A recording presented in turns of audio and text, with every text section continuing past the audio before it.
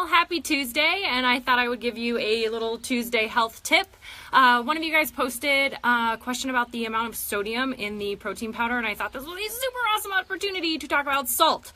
Salt is one of my favorite things of all time. The coolest thing about what is in our protein powder is the primary source is sea salt.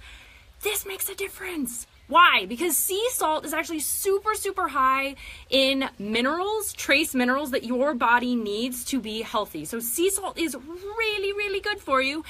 And it also helps us, salt in the body helps us avoid dehydration. Why? That sounds kind of funny because water actually follows salt into the cell. So you have to have salt in there in your body to absorb water, to be hydrated. Now that's why when you eat a lot of salt, you start retaining a lot of water. But if you actually avoid salt too much, you can actually be dehydrated, which is, as you guys know, a problem. It also is an incredibly good source of electrolytes, which again, you guys know that we need for balance and health. And then the other thing that it does, among a million things, is sea salt actually really helps our digestion.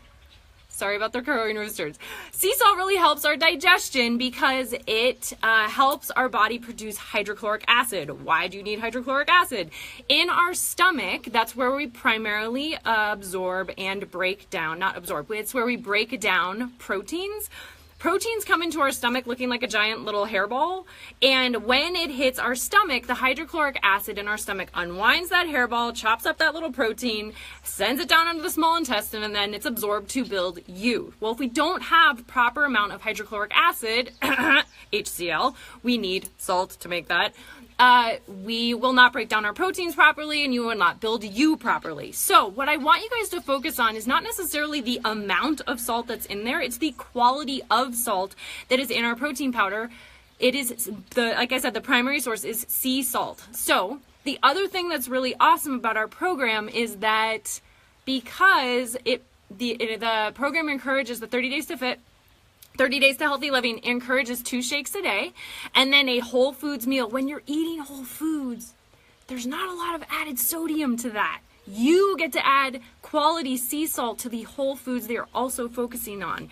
Do you see the win-win-win here? So that is why a little ditty on salt. And if you guys want to dive way deeper into these kinds of conversations, I have a 1-day intensive. There's 1 day left in June. It's the 27th, so it's next Tuesday. It is a 3 to 3.5 hour class, and we dive into all sorts of awesome breaking down of physiology, how the body detoxes, how these products can help you, and organ development, and diving into the pantry and how spices heal. I mean, there's so much that I cram into our little minds in 3.5 hours. So if you want to participate, I will post the link to sign up for that.